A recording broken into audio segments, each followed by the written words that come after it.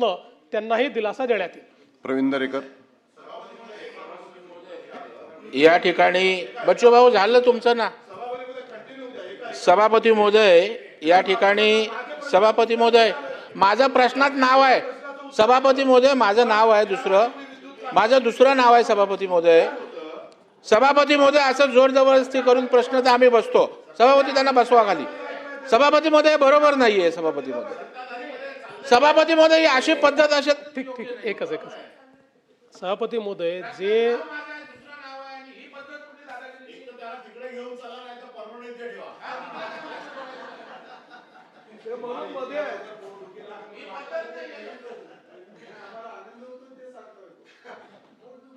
अध्यक्ष महोदय, आपल्या राज्यामधले काही जिल्हे असे आहेत, उदाहरणादाखल अहिल्यानगर जिल्हा असेल, पुणे जिल्हा असेल, छत्रपती संभाजीनगर जिल्हा असेल, कृषी विजेच्या संदर्भात सर्वात जास्त कन्झम्पशनचे जिल्हे आहेत। आणि जी वस्तुस्थिती त्यांनी सांगितली ती खरी आहे की त्याचं जर आपण कन्झम्पशन बघितलं तर जवळपास विदर्भाच्या कन्झम्पशन एवढं कन्झम्पशन आहे। पण आता तो प्रश्न हळूहळू बच्चूभाऊ याकरता संपतोय की सगळंच आपण सौर ऊर्जीकरण करतोय आणि फॉर्च्युनेटली या सौर ऊर्जीकरणामध्येही सगळ्यात जास्त कन्झ्युम करणारा जो अहिल्यानगर जिल्हा आहे हा जिल्हा खूप पुढे आहे। त्या ठिकाणी मोठ्या प्रमाणात सौर ऊर्जीकरण झालं आहे आणि तसंच संभाजीनगर जिल्हा जो आहे तोही याच्यामध्ये खूप मोठ्या प्रमाणात पुढे आहे। त्यामुळे आता तो जो आपला नेहमीचा प्रश्न होता की सगळी सबसिडी तुम्ही 2 जिल्ह्यांना देऊन टाकता, आता तो सबसिडीचा प्रश्न आता जवळपास निकाली निघायला लागला। सभापती महोदय, या ठिकाणी या एप्रिल आणि मे महिन्यापुरता विषय तात्पुरत्या भारनियमनाचा होता हे स्पष्ट झालं आणि त्याची कारणंही स्पष्ट झालेली आहेत। सभापती महोदय, या ठिकाणी मी अत्यंत अभिमानाने सांगेन की माननीय मुख्यमंत्री महोदयांनी पाणी, वीज आणि पर्यावरण या 3 विषयावर फोकस काम केलेलं आहे। पाणी विषयावर जर जलसंधारण नसतं तर आता प्राप्त परिस्थितीमध्ये जे आज त्या ठिकाणी भूगर्भात पाण्याची पातळी राहणं आवश्यक होतं ती राहिली नसती आणि अशा प्रकारचा दीर्घकालीन पुढच्या 5-10 वर्षाचा विचार कधीच झाला नव्हता। त्याच्यामुळे इतर राज्यांशी कंपेअर करणं, इतर राज्यातनी असणारी परिस्थिती, तिथे विजेची मागणी, इतर गोष्टी, लोकसंख्या या सगळ्याचा विचार केला तर मला वाटतं अतिशय दूरदृष्टीपणे या ठिकाणी यावर काम होतंय हे विरोधी पक्षसुद्धा या ठिकाणी कबूल करेल। सभापती महोदय, एप्रिल व मे महिन्यामध्ये 6 आणि 10 वाजेपर्यंत लोड शेडिंग होतं आणि पारंपरिक विजेवरचं अवलंबित्व कमी करण्यासाठी त्या ठिकाणी लोड शेडिंगचं काम सरकार करत असतं।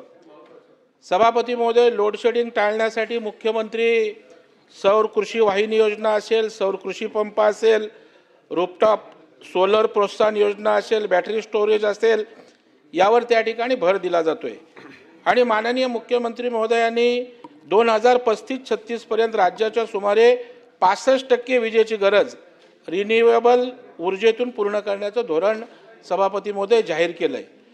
परंतु या ठिकाणी ट्रान्समिशनची लाईनची क्षमता मर्यादित आहे। सभापती महोदय, सौर ऊर्जेच्या बाबतीत काही मर्यादा आहेत। माझी विनंती आहे आपण 35-36 पर्यंत विजेच्या बाबतीत सक्षम होण्याचं धोरण माननीय मुख्यमंत्र्यांनी जाहीर केलं आहे।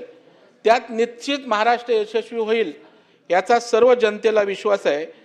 परंतु प्रश्न ट्रान्समिशन लाईनचा आहे आणि त्यामुळे माझी विनंती की या संदर्भात कुठल्या प्रकारच्या उपाययोजना सरकार करीत आहे एक।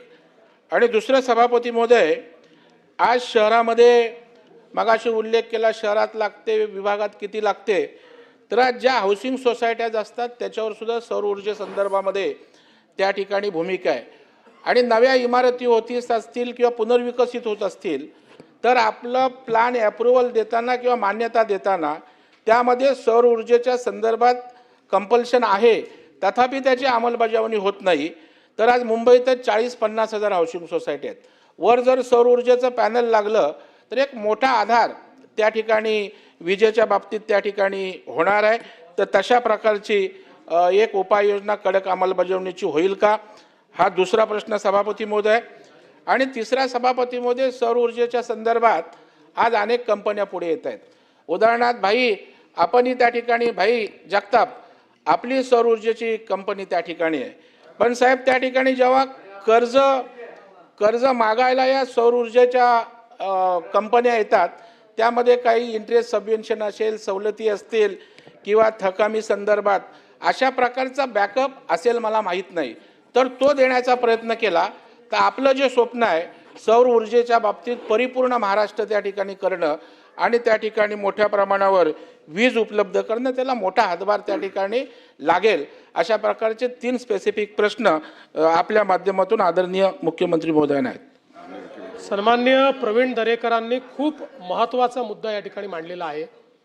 याचं कारण आज आपण 32,000 मेगावॅटची मागणी पूर्ण केली आहे, पण ज्या पद्धतीनं आपलं हे सगळं डिमांड वाढते आहे, आपण फोरकास्ट करून